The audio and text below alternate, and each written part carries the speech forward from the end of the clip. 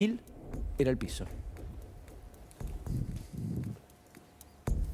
Bueno, y hablando de la explosión de aumentos, nos metemos de lleno con la economía doméstica. ¿Qué va a pasar finalmente con la Secretaría de Comercio Interior y también con la de Comercio Exterior, por supuesto? Pero ¿qué va a pasar con el control de precios, con el congelamiento de precios? Bueno, de esto hablaba Diana Mondino esta mañana.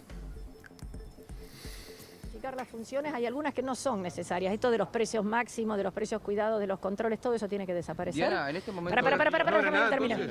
No. Vamos a tratar de absorberla y que sea para fomentar exportaciones. Pero sin controles. No, sin controles no. Hay controles que son indispensables y necesarios. Déjame que ponga un ejemplo que tal vez sea aburrido. El semáforo en rojo lo tenemos que cumplir todos y hay que... sí, el semáforo en rojo lo tenemos que cumplir todo y hay que controlar que se cumpla. Lo que no tiene que haber es el control de precios, que te digan, vos tenés que vender a 10 pesos, el de al lado a 12 y el otro todavía no puede subir. Eso es lo que tiene que desaparecer. Sí, sabemos que el control de precios nunca funcionó en Argentina tampoco. Eso es lo que tiene que desaparecer. No el control de sanidad, de higiene, de inocuidad, de todo eso. Precios máximos es lo que tiene que desaparecer. Bueno, allí daba muchas definiciones, en el día de hoy, Diana Mondino. La gran pregunta es, bueno, si el control de precios que conocemos hasta ahora no va a funcionar más, esto se hará de un día para el otro, ¿qué va a pasar con esa escalada de precios? Bueno, vamos a hablar con María Castiglione, economista. María, ¿cómo andás? Buenas tardes. ¿Qué tal? Buenas tardes. Buenas tardes, gracias por atendernos. Bueno, a ver, Diana Mondino confirmó algo que era de esperar, ¿no? Uno esperaría que de un gobierno libertario la respuesta sea no van a existir controles de precios como lo que conocemos hasta ahora. La pregunta, María, es ¿qué va a pasar si todos los precios se sinceran en la economía argentina? Bueno, lo primero que te diría es, coincido en que no sirven para nada, de hecho no han servido para casi nada en estos 4 años, porque la inflación se ha acelerado notablemente y lo que sí generó fue enormes distorsiones.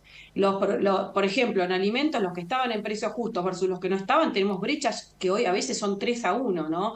Lo que marcan que es una distorsión insostenible en el tiempo y que esos productos hoy están produciendo por abajo de los costos, pero que además generan incentivos negativos, ¿no? A tratar de evadir esos controles, costos burocráticos que a la larga no solucionan nada o dejan afuera a algunos productores que no llegan a esos precios. Entonces, en definitiva, cuando uno ve, y no solo en este periodo, sino en general en la historia de programas de controles de precios, que termina habiendo menos oferentes, menos empresas, y eso no ayuda para nada a que haya menos precios o mejores precios, ¿no? Sino todo lo contrario. Como que empieza a haber un juego perverso, ¿no? En donde mientras dura ese control, tenemos un periodo cortito en donde hay precios que uno los ve como muy buenos desde el lugar del consumidor, pero que obviamente no se pueden sostener y de repente un día se sueltan, porque siempre esto en algún momento ocurre, y probablemente si hubiera ganado Massa también hubiera pasado esto. De hecho, todavía sigue gobernando Alberto Fernández y Massa es el ministro de Economía y está pasando. Muchos de los acuerdos estaban con fecha de vencimiento 19 de noviembre y lo que veíamos era escasez, faltantes de productos. Sí. Así que lo primero es, no funcionan los controles de precios, ese tipo de regulaciones no ayudan para nada.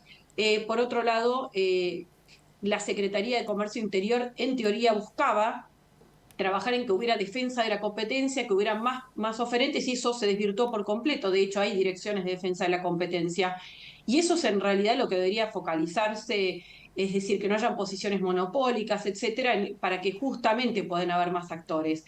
Y en definitiva, parece que Diana Mondino está planteando esto, ¿no? No va a existir más todo un esfuerzo del Estado que para las empresas también es más costo, tener que estar con planillas de costos, planillas de tipo de qué precios podrían, en un contexto de alta inflación.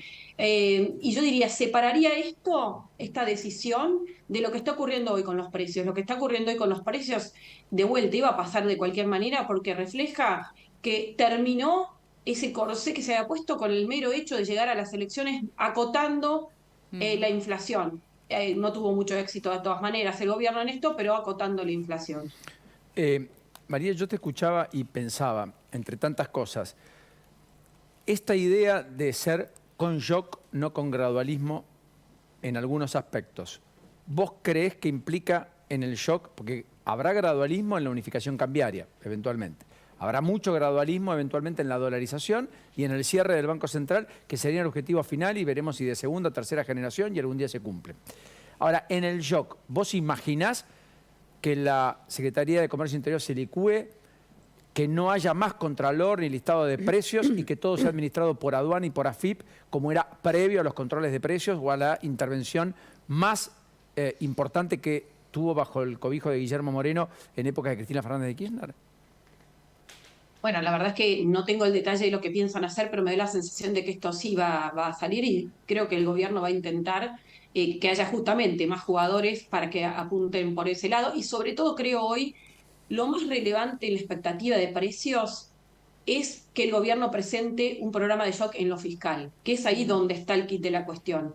Es decir, cuando uno dice voy a trabajar para bajar la inflación, lo que hay que hacer es mostrar que se está atacando realmente la causa, ¿no? Que es el déficit fiscal. Es decir, el gobierno en eso, y Milei ya el 19 de noviembre a la noche, cuando fue, digamos, cuando se conocieron los resultados, dijo en su discurso algo muy fuerte, que fue no solo que iba a ir equilibrio fiscal, lo que se llama primario, es decir, antes del pago de intereses, sino que iba a ir equilibrio financiero, es decir, que los gastos tienen que acomodarse a lo que el gobierno logra recaudar. Esto implica que tiene que gastar no solo en bienes, en servicios, jubilaciones, sino también que le tienen que alcanzar para los intereses de la deuda. Esto es sumamente fuerte y me parece que es la clave. Si cuando presente Milei su programa de ajuste, digamos, de lo que es el gasto público, se logra aprobar y todos los programas, y esto tiene un buen efecto, que ya empezó a tener buena repercusión en los mercados, esto va a ayudar también, porque si esto ayuda a que los tipos de cambio se contengan, a que haya una expectativa efectivamente de que el Banco Central no va a tener que emitir más.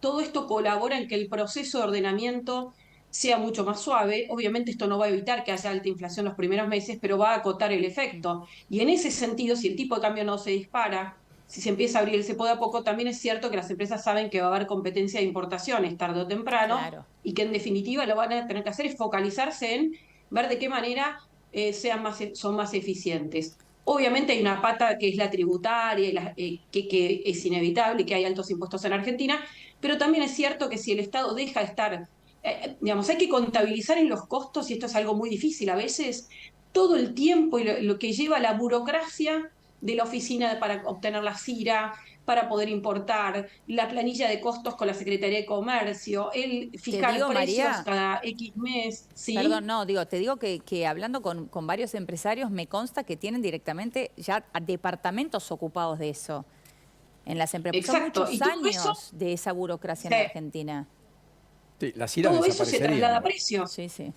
Claro, todo eso se termina trasladando a precios, lo Claro. paga el consumidor al final del día. Entonces digo, parece que el esfuerzo va a tener que ser muy grande, que es un cambio muy fuerte en el esquema de funcionamiento, y es algo que ocurre en los demás países. Digamos, es ir a una mayor normalidad.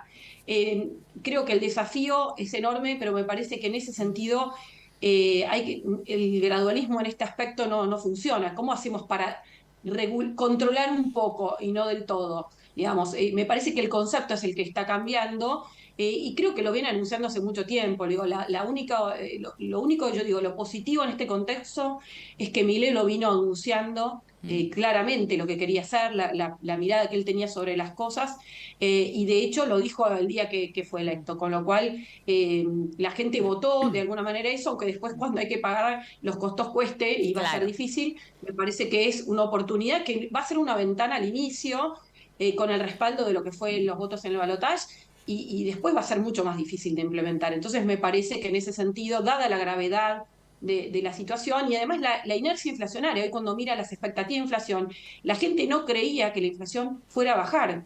Creo que acá está el gran desafío que tiene Milei cuando asuma, es presentar un programa que genere realmente credibilidad, que esto pueda ayudar también a que estos mecanismos de indexación que están ya tan instalados se empiecen a acotar. Obviamente va a haber un sacudón al principio, pero que eso no dure tanto en el tiempo, ¿no? Para que ayude en este proceso y que los consumidores justamente puedan afrontar esto sin pensar que esto es una cadena que no va a terminar nunca de aumentos, ¿no? O sea, en principio vamos a tener lo que hasta el punto en que convalide el propio consumidor, eso va a ser al principio, por lo menos hasta que se estabilice todo.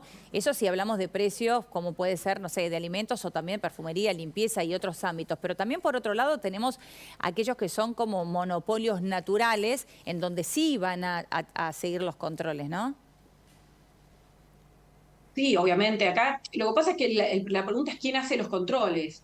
Lo planteó de alguna manera indirectamente Diana Mondino cuando le hablan de, por ejemplo, controles de salubridad u otro tipo de... Cada mercado tiene un determinado Claro. control, desde la calidad del producto hasta cuestiones sanitarias u otras.